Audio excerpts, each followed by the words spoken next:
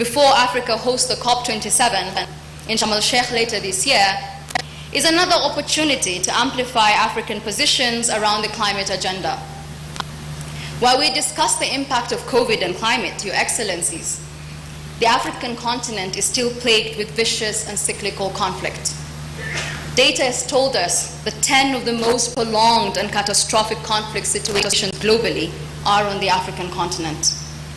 Even more worrisome, we're told, is that 4 of the most deadly jihadist and radical groups in the world are active on our continent. While we recognize these factors as we kickstart these discussions at Tana this year, recognizing the interlinked and compounded nature of these threats is a sure way to start a discussion on building a resilient Africa. Experts tell us that building resilience is not about bouncing back, but rather building resilience is about adaptability. It's about learning how to change so as not to be changed by external threats. It is in this spirit that the 10th TANA recognizes that to discuss resilience building in Africa, we need to have a participatory and inclusive dialogue, a spirit truly reflected in the representation of this year's TANA Forum. Your Excellencies, the spirit of TANA is truly reflected in the scope and level of participation today. With almost 250 participants, almost more than half of the participants self-sponsored, a clear indication of the commitment to engage and build the discussions at TANA.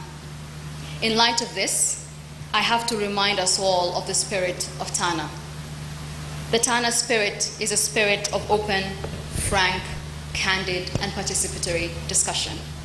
This TANA spirit is a spirit of brotherliness and good neighborliness. As such, we speak truth to power, but we do so in a manner that permits for dialogue and open exchange. But most importantly, the spirit of TANA is a spirit of community. We observe this through non-affiliation and non-representation. TANA is held under the Chatham House rules in a spirit of equal representation of all present. With those few remarks, I call on you to participate and exchange and network. And we have translation to assist in this. We have Arabic, English, French, and Amharic simultaneous translations. Distinguished delegates, I thank you for your kind attention.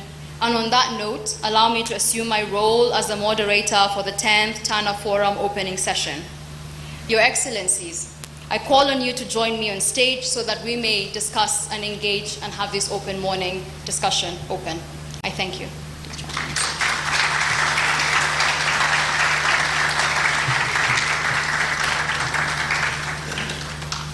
So I call on His Excellency, my apologies, our host, the President of the Amara Regional State, Dr. Yilkal Kefele, to come and give us his remarks and join us on stage.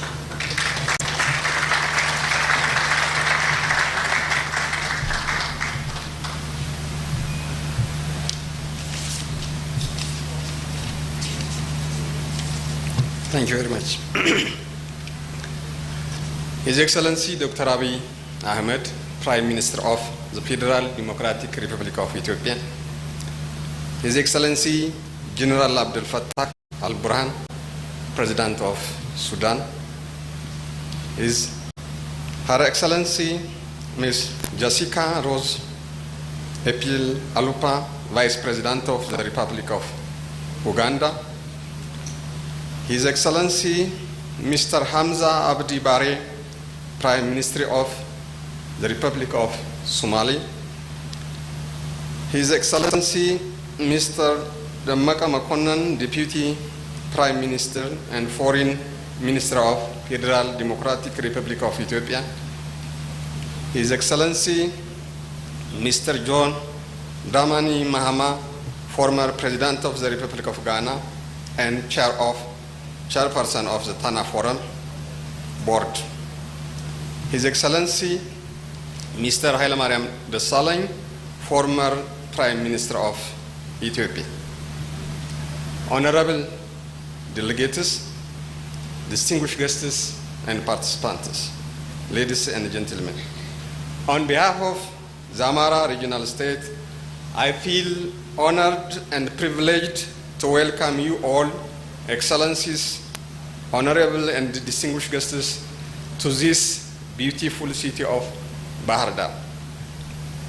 The Tana Forum is now conducted after 3 years of interruption due to COVID-19. I believe the Tana Forum would continue to contribute in sharing experiences, finding ways for building sustainable peace and security in Africa. Yes, Tana is the spirit of Africa. Yes, Tana can bring various ideas, experiences for the sustainable peace and management of security in Africa. I thank and appreciate His Excellency Dr. Abiy Ahmed, Prime Minister of Federal Democratic Republic of Ethiopia, for his attention and guidance to happen the forum in this colorful way. I would also like to thank and appreciate the board chairman of Tana Forum Board for effective coordination of the forum. I would also like to thank institutions and individuals for their financial, technical contribution. I wish the forum success. Finally, I would like just to assure you that the city is a beautiful city, and we invite you all to visit the different cultural and historical heritages in Bahar Dar and around Bahar Dar. Thank you very much.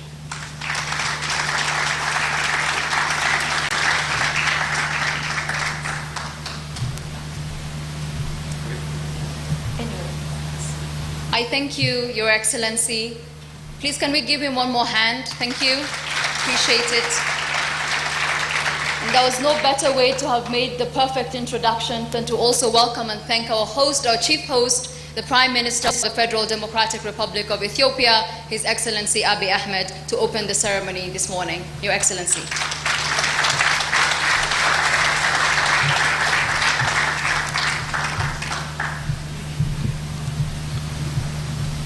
የተከበራችሁ የአስረኛው የጣና ፎረም ተሳታፊዎች እንግዶች ወደ ውቧ ባህር ዳር እንኳን በሰላም መጣችሁ። ይህ ፎረም የንግግር የምክክርና የእውቀት ሽግግር እንዲሆንላችሁ እመኛለሁ። ጤና ይስጥልኝ። Your Excellency Abdul Fattah Abdurrahman Al-Burhan, President of the Sovereign Council of the Republic of Sudan, Your Excellency Jessica Rose Epple Alupo, Vice President of the Republic of Uganda, Your Excellency Hamza Barry Abdi, Prime Minister of the Federal Republic of Somalia, Mr. Chair, Mr. Deputy Prime Minister, Excellencies, distinguished participants, ladies and gentlemen, at the outset, I would like to extend a warm welcome to all attending the 10th round of the Tana High-Level Forum. It is pleasant to see diverse participants from different continents, disciplines, and culture, all united in the diverse to build a resilient Africa and discuss ways to manage issues threatening our continent's security. Excellencies, building a resilient Africa means not only withstanding unexpected shocks, but also proactively planning and developing innovative, homegrown, Africa-led solutions. Today, assuming that other parts will be discussed by other colleagues, I want to touch upon 3 security issues that requires our attention: water, energy, and data governance. Africa is vulnerable to climate change despite contributing least to the problem. Most of our populations reside in rural areas, and most survive on subsistence farming, relying heavily on rain-fed agriculture.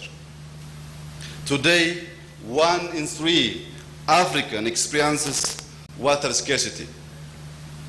Ethiopia continues to invest in renewable energy, including hydroelectric power plants and solar and wind farms, making us and our neighboring countries energy resilient. This is in addition to our strong stand to not only relieve our acute electricity shortage, but also export electricity by efficiently utilizing our resources. In Ethiopia, rain-fed agriculture yields 30% of our expected production. To mitigate this, we have substantially expanded commercial irrigation and paved its way to wheat self-sufficiency by planting heat-tolerant, water-efficient wheat varieties that adopt to arid and semi-arid agroecologies. Additionally, we have launched Green Lakers Initiative, which focused on boosting forestation and afforestation in 2019. Our target was to plant 20 billion eco-friendly seedlings. Today, we have not only met our targets, but surpassed them, planting 25 billion trees, which with a survival rate of over 70%, and creating nurseries.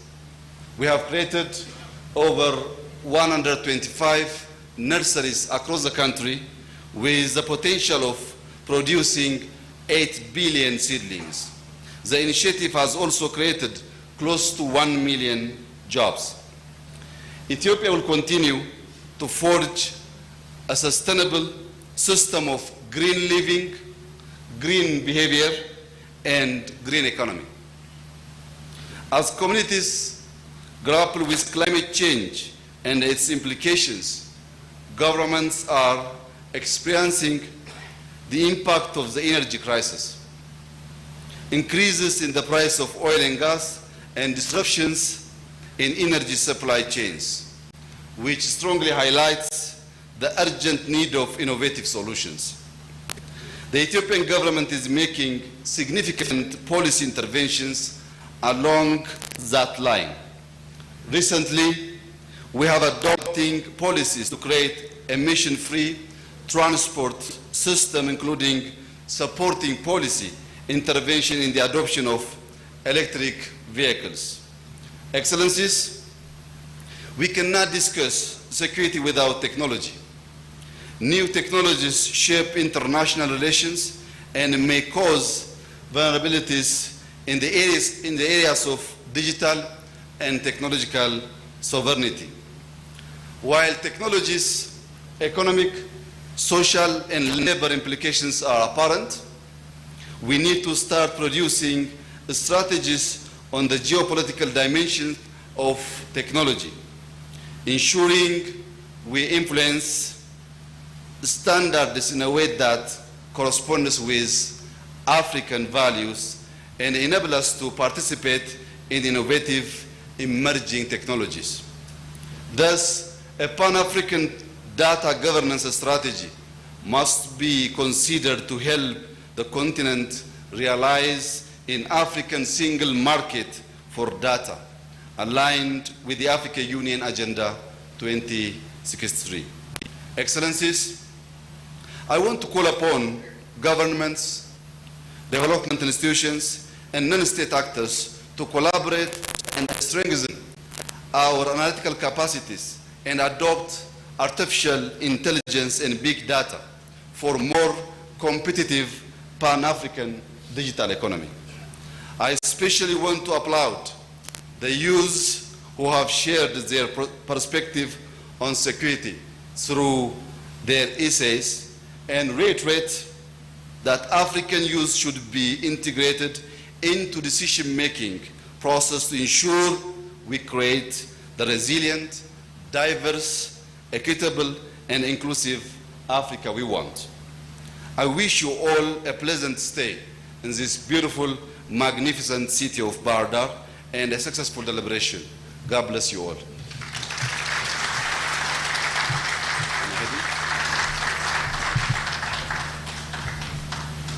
I thank you, Your Excellency, our host, for those remarks calling for green living, green futures, and investing in data governance, calling for inclusivity, enhancing inclusivity, and investment towards the delivery of the African Agenda 2063.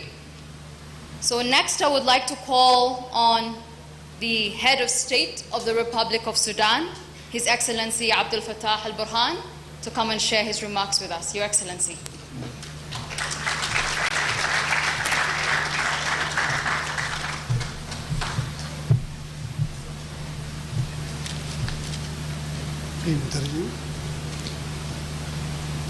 السلام عليكم ورحمة الله وبركاته.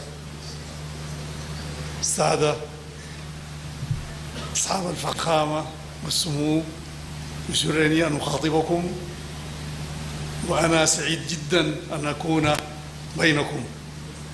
اسمحوا لي في البداية أن أتقدم بجزيل الشكر للسيد أبي أحمد رئيس وزراء جمهورية أثيوبيا وللسيد حاكم الإقليم على الدعوة وعلى حفاوة الاستقبال والترحاب. كما أرجو أن تسمحوا لي كذلك أن أعرب عن عظيم تقديري للقائمين على أمر هذا الملتقى.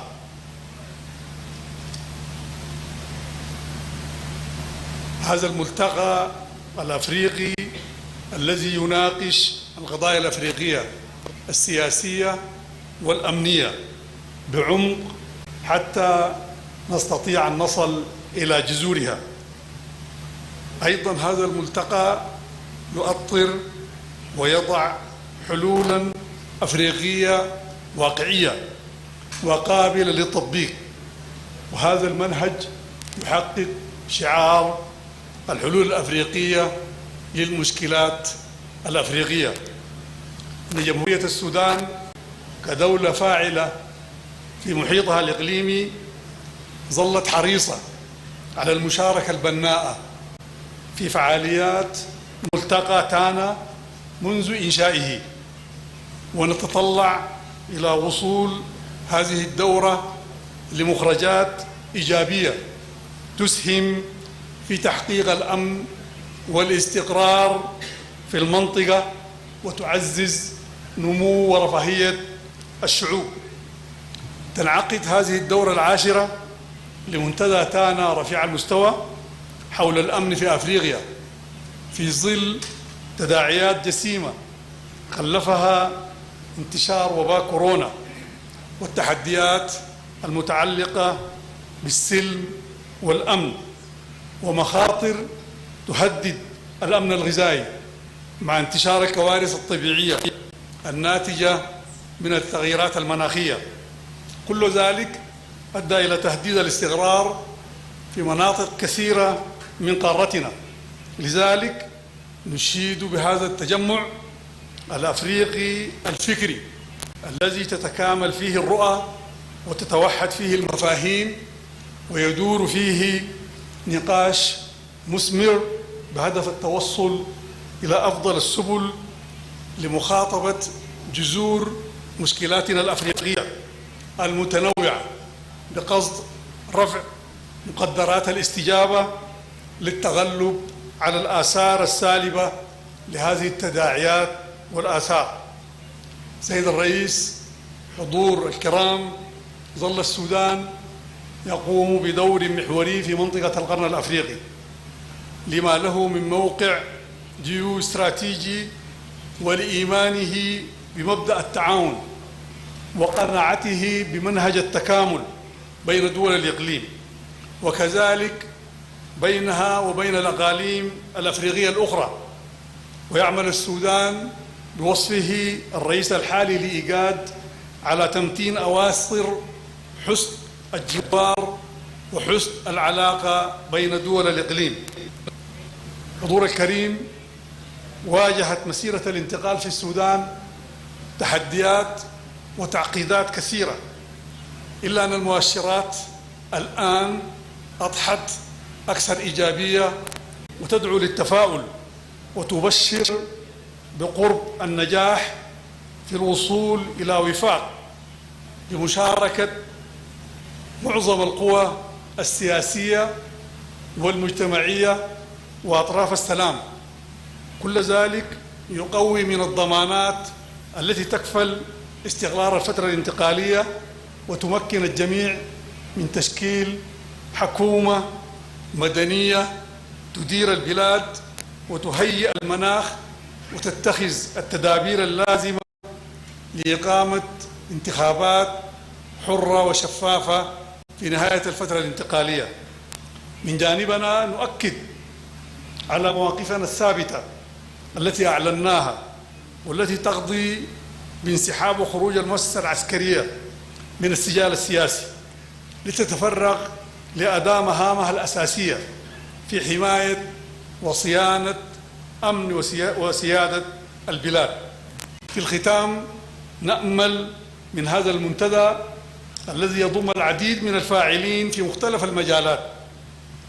مختلف المجالات الحيوية السياسية والأمنية، والذين عملوا على دراسة مسببات عدم الاستقرار في أفريقيا، أن يخرج بخلاصات تؤدي إلى نتائج عملية تفضي إلى تحقيق السلام المستدام والأمن الغذائي ومخاطبة سبل تحقيق الأمن والاستقرار بما يسهم في تحقيق شعار إيجاد الحلول الأفريقية للمشاكل الأفريقية.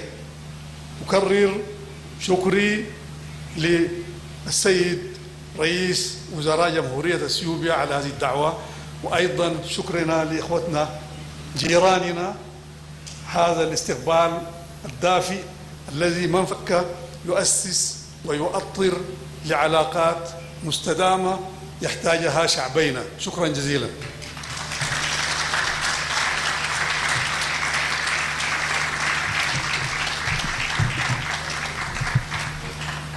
I thank you, Your Excellency, calling yet again for responding to the root causes of conflicts and issues in our continent, calling for cooperation and integration, further reinforcing the message that we received from His Excellency, the Prime Minister.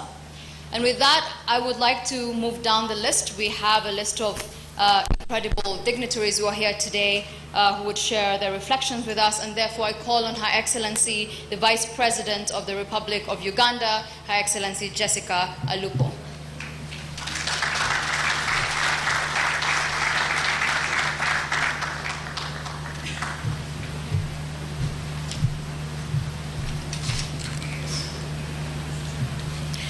Your Excellency Abiy Ahmed, Prime Minister, the Federal Republic of Ethiopia, Your Excellency General Abdel Fattah, President of Transitional Sovereign Council of the Republic of Sudan, Your Excellency Mr. Hamza Abdi, Prime Minister of the Republic of Somalia, Your Excellency Mr. John Mahama, former President of the Republic of Ghana, Your Excellency Mr. Hailemariam Desalegn, former Prime Minister of the Federal Republic of Ethiopia, Your Excellencies, the ambassadors here present, but most importantly our host who welcomed us yesterday, all protocol observed, eminent African personalities, representatives from the African Union and the regional economic communities, think tanks, the academia and the private sector, the Institute for the Peace and Security Studies who have organized this forum, distinguished participants. Your Excellency, Prime Minister of Ethiopia, I am here to represent your brother, President Yoweri Kaguta Museveni, the President of the Republic of Uganda. And therefore, allow me at the outset to bring you greetings from His Excellency, President Yoweri Kaguta Museveni. And I would also like to take this opportunity to thank the government of the Federal Republic of Ethiopia for the excellent hospitality they have extended to me and my delegation since our arrival in this wonderful city of Bahir Dar, which also doubles as my area of origin. In Uganda, we have the people called the Ateker. The Ateker people are very proud to be associated with Abyssinia. And when there is a small quarrel in the village, in Uganda, there are some elders threaten that if the quarrel persists, they can come back to Abyssinia. And there are some young girls in Uganda, sometimes when they want to express their concern about how their hair looks, they say that who brought us from Ethiopia and our hair would now be long like those Ethiopian girls. So, Excellencies, I am very happy to be home. I am part of you. And I am just wondering whether the Ethiopians there in the villages, in the small towns, watching us on TV, are now aware that I am their sister. And if they are not, I would like them to know. So the message I'm going to give is a message from His Excellency the President himself, and therefore I am compelled to read it as he prepared it.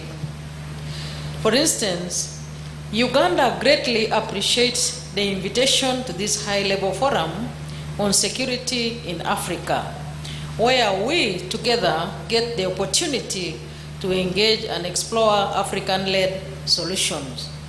As we respond to the August 2009 African Union Tripoli Declaration on the elimination of conflicts and promotion of sustainable peace on our continent, I am confident that we shall share views and experiences in a time-efficient, result-oriented, and open manner that will adequately address this year's theme, which is managing security threats, building resilience for the Africa we want. And I would like to reiterate that Africa is still faced with 5 forms of insecurity, including military security, economic security, environmental security, political security, and cultural security. And we must devise mechanisms and solutions to all those forms of insecurity. To begin with, Excellencies,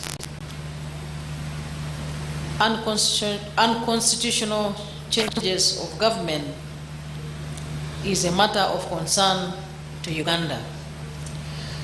Our sister countries, including Chad, Guinea, Guinea-Bissau, Mali, Sudan, and Burkina Faso, are dealing with the aftermath of coup d'etats that occurred in the last 18 months. Uganda commends the African Union and the Economic Community of West African States for all the efforts they are undertaking to ensure that these states do commit to civilian transformation by holding elections at an appropriate time. 18 African countries were slated to hold elections this year.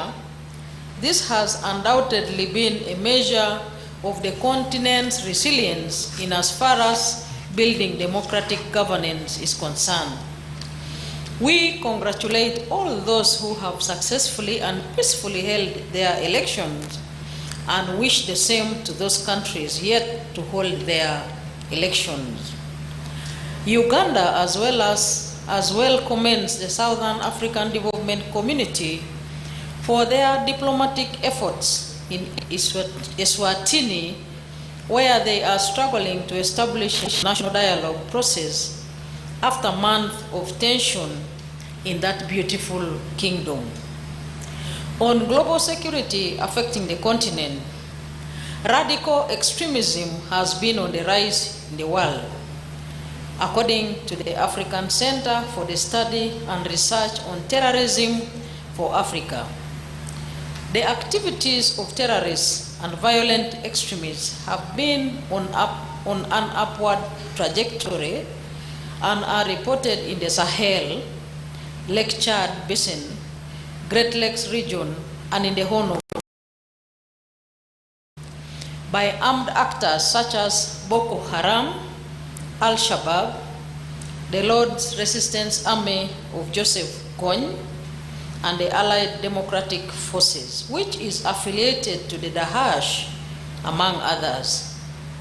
In the Great Lakes region, negative elements such as the ADF recruits not only in Uganda, but also other countries in the region, and this poses a great threat to our national, regional, and international peace and security. Worldwide, radical extremists are said to exploit grievances linked to structural factors such as unemployment, underdevelopment, poverty, lack of access to education, real or perceived political or social exclusion, ethnic, national, and religious discrimination, and marginalization. This leads to radicalization of young people and their being easily recruited to criminal groups while promising them an alternative and better livelihood. It is in addressing these challenges collectively that we can work towards eliminating the scourge.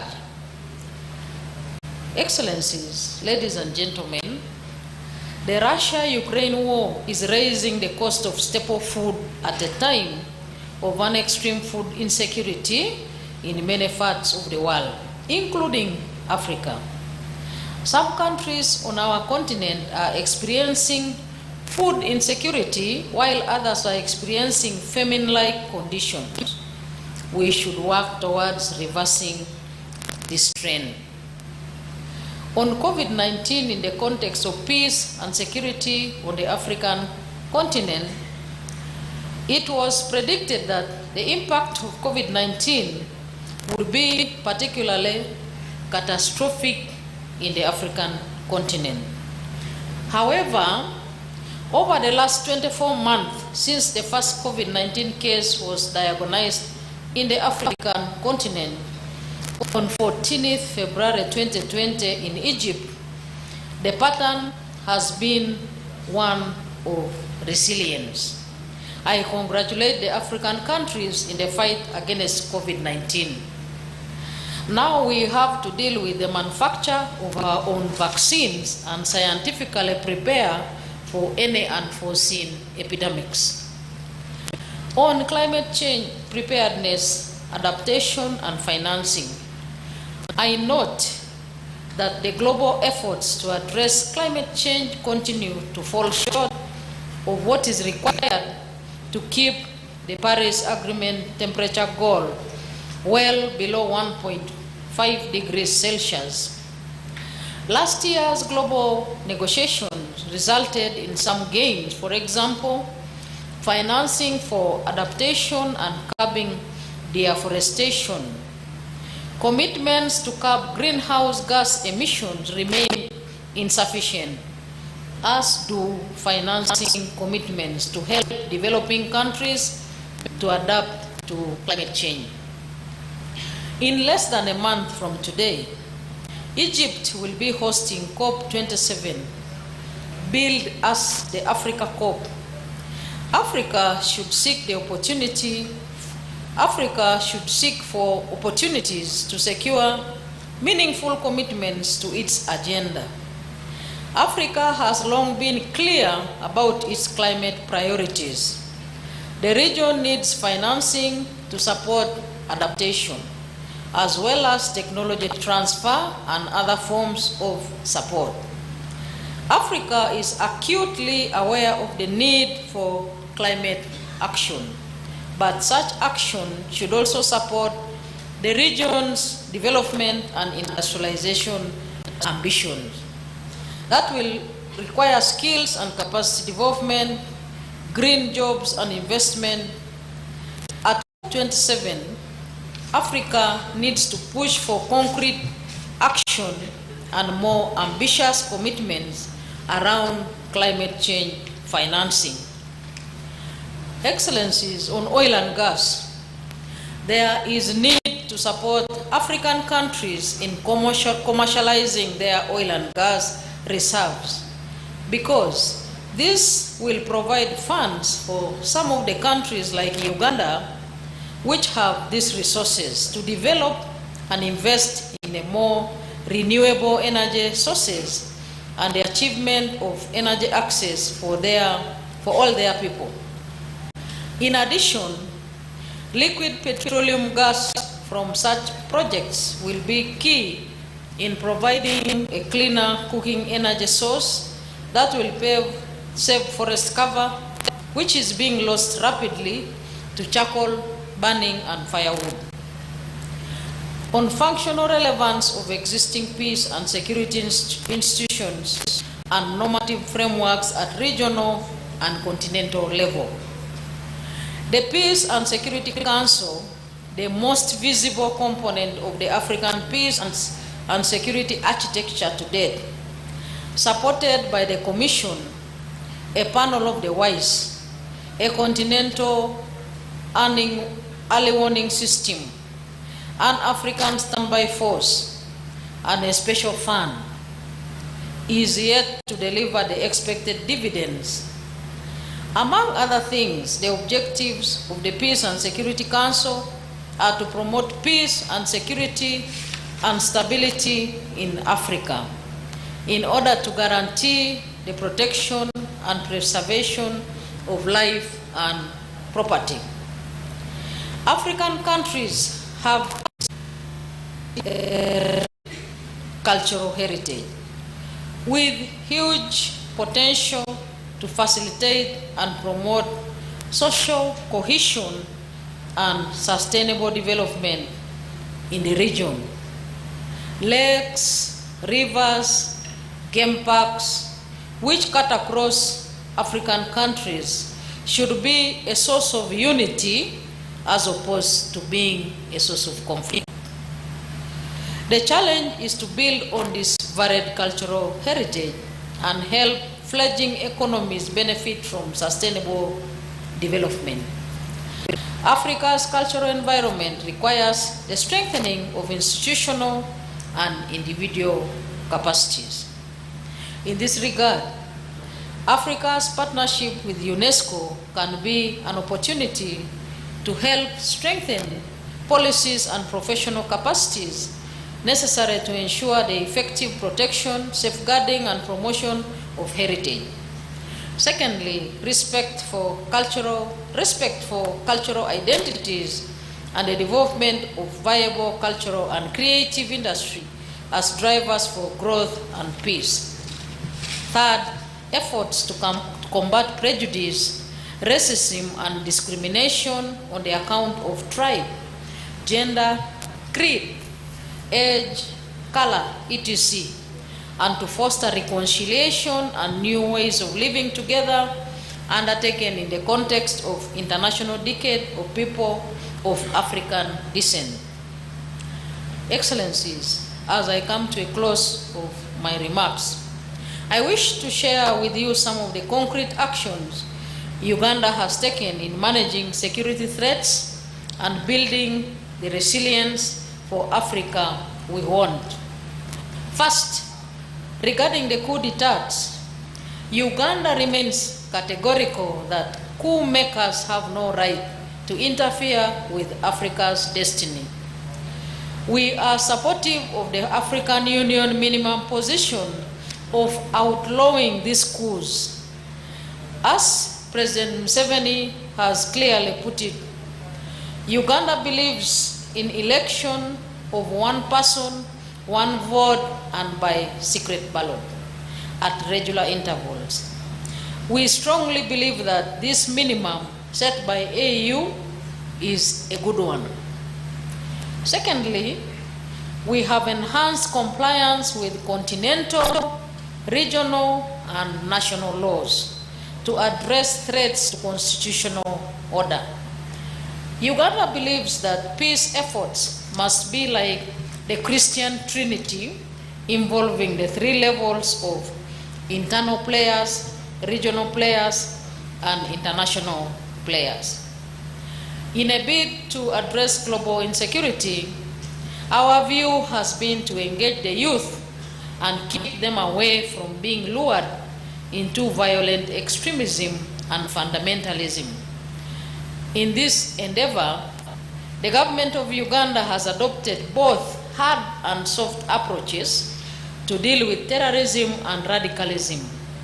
In an enduring effort to deal with the root causes of this challenge, in addressing the nexus between development and de-radicalization, Uganda has designed and is currently implementing the parish development model as an all-inclusive development and service delivery approach aimed at organizing and delivering public and private sector interventions for wealth creation and employment generation at the parish level as the lowest economic planning unit. Fourthly, Uganda government has established dedicated programs to address the concerns of the youth, such as the Youth Livelihood Program, Youth Venture Capital Fund, Green Jobs and Fair Markets Program, Youth Innovation Fund, Uganda Skills Development Project, Youth Business Innovation and Entrepreneurship Facility, and Operation Wealth Creation, among others. These programs are designed to support young people to find employment by extending grants and other support to small groups of young entrepreneurs, to help them start small businesses and create employment for themselves and for other young job seekers. Uganda has continued to emphasize and encourage the youth to find jobs in commercial, agriculture, industry and manufacturing, services sector, and ICT. Lastly, in order to enhance the building of democratic institutions on our continent, Uganda urges all AU members to firmly embrace the African peer review mechanism, a continental good governance monitoring and promotion tool. It is striving for universal accession by 2023. Currently, 41 out of Africa's 55 states, including Uganda, are voluntary members. I would like to persuade other members who have not voluntarily subscribed to subscribe. We have promoted politics of ideology rather than politics of identity. Politics of focused on common needs of our people. We have embraced the strategy of integration for bigger markets and joint security forces in dealing with the security challenges together. Excellencies, ladies and gentlemen, I thank you for your kind attention. This is a message, Excellency, to the President of Uganda.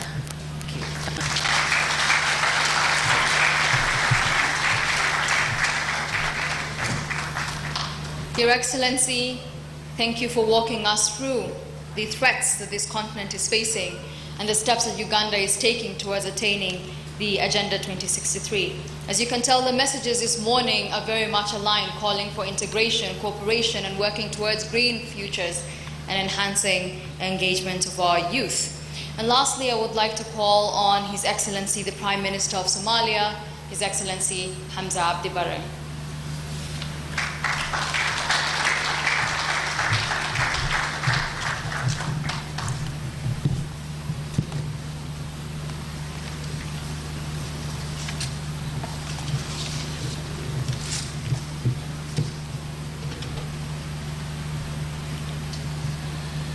Your Excellency Dr. Abiy Ahmed, Prime Minister of the Federal Democratic Republic of Ethiopia, our host, my brother, the President of Amara region, President of Jamhuriyat Sudan al-Shaqiqa, General Abdel Fattah al-Burhan, Vice President of the Uganda, Excellencies, current and former heads of states and governments present here today, esteemed scholars and representatives, ladies and gentlemen, good morning. In Somalia, as many African countries, we discuss solutions and negotiate settlements for our problems under a tree. Sitting here today with my brothers and sisters from different parts of the continent under the Tana Forum symbol of baobab tree assures me of the endurance of that spirit. As we mark 10th anniversary of the esteemed forum, I would like to congratulate and commend its organizers for staying true to that spirit and maintaining a significant platform that engenders frank discussions to explore African solutions to Africa's most pressing problems. Your Excellencies, we have saying in Somalia that says, "Regobishis wa nabat," which translates to peace is the bed on which man can rest. Our continent is contending with unprecedented threats that impact the survival of our people, our landscapes, and the very existence of our nations. We can spend hours listening to these threats and analyzing their causes and effects. However, I believe in order to build resilience in our respective nations and in our continent as a whole, we must contend with two significant factors that could have the biggest impact in addressing any threat: connectivity and people. Ladies and gentlemen, in the one hand, an ever more connected world is bringing unconventional global challenges closer to our doorsteps, exposing our weaknesses and amplifying our fragilities.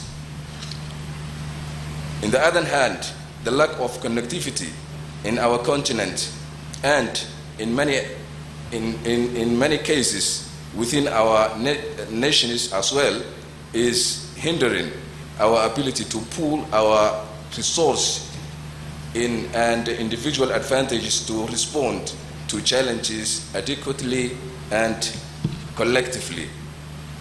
The absence of adequate infrastructure and the inability to access basic services and economic opportunities only leads to exclusion, fuel conflicts, and threatens peace and stability.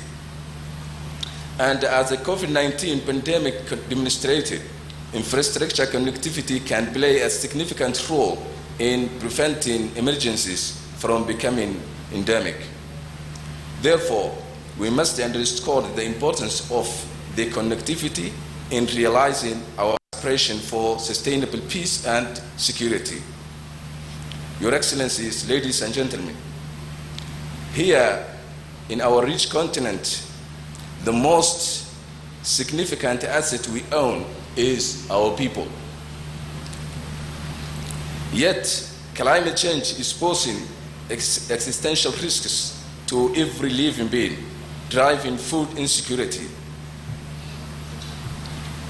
igniting dangerous conflicts, and causing mass displacement. Each day, our communities struggle to adapt to this extraordinary challenge. They are yet again faced with other threats such as terrorism, radicalization, and violent extremism. In our experience, the only way to withstand such a challenge is to involve the people who are, at the end of the day, the ones with the real power to bring about lasting and a fundamental change. In Somalia, for example, the failure of 4 consecutive rainy seasons has caused one of the most severe droughts in living memory. Its impact on the people, however, has been exacerbated by the deliberate inhuman acts of the terrorist group Al-Shabaab by isolating communities, cutting off main supply routes, burning wells, and destroying crops. Al-Shabaab have directly and deliberately contributed to the worsening of the dire humanitarian situation in my country. And when people had enough, they rose up to expel this cancer from their midst. Dulmidid, the rejection of any form of oppression, the name given to the current and ongoing offensive against Al-Shabaab and the similar terrorist groups in Somalia. It takes root in our new comprehensive strategy to liberate people, their territories, properties, and lands from grips of violent extremism. The core component of this strategy is our people. My brothers and sisters, our administration envisions a Somalia at peace with itself and at peace with the rest of the world. And as we nurture cohesion within our societies through reconciliation and the political settlements, we also prioritize peace and security. Hence, as soon as we took office, we denounced the strategy of containment and announced a comprehensive offensive against terrorism in Somalia, taking the fight to them ideologically, financially, and operationally. To cleanse the minds of misguided people, we mobilized religious scholars to challenge the malicious misinterpretation of Islam. To curb their fundraising capacity, we directly targeted their extortion networks and infrastructure and implemented strict mitigation measures. And as we launch our operational campaign, local communities organized themselves at a grassroots level, took up arms, and with the help of our SNA force, liberated their towns and villages. We may have lost many heroes in this process, but in the past 3 months only, terrorists have been eradicated from an area covering 150 kilometers in central and southern Somalia, a significant victory worth celebrating. Dulmidid is at its earliest stage. However, its success so far can serve as a proof of concept for a model of promoting peace and security through the effective engagement, empowerment, and mobilizing of local communities. It would be great to see this model replicated everywhere. Innocent people are suffering at the hands of the ruthless gangs attributing misguided nations to religious ideologies in order to oppress and enslave communities. Our people are the key to attaining this peace, stability, and prosperity we aspire to. Our role as their leaders is to provide them with support and instill a positive shift in their mindsets that will encourage them to take constructive actions. In conclusion, please accept my sincere gratitude for the opportunity to share my thoughts in this unique platform. Thank you very much.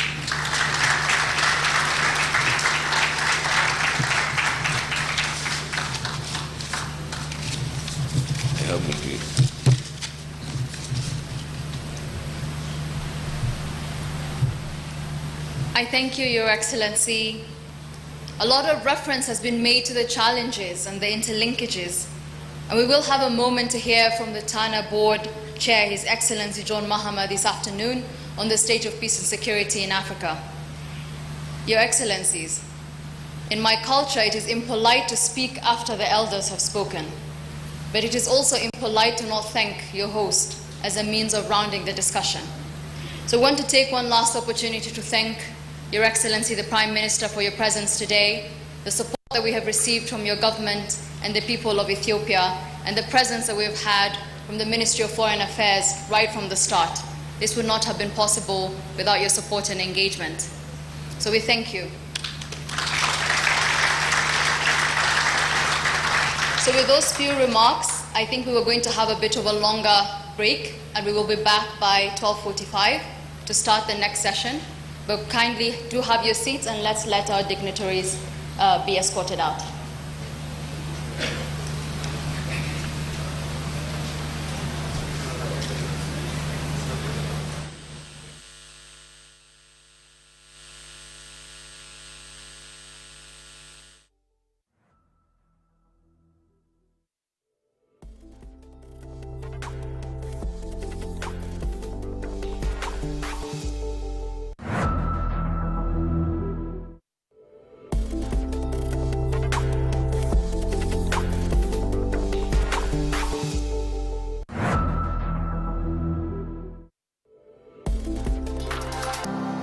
አዲስ ሚዲያ ኔትወርክ አዲስ ቴሌቪዥን በዚህ ሳምንት ስስናት ትንሽ ናት ሷን ባላንስ ማለት በጣም ከባድ ነው አይንሽ ስር ነው ያለችው አሁን ሰው ይነሳል ብሎ ይጠብቀኛ እንዴት ብዬ ልነሳ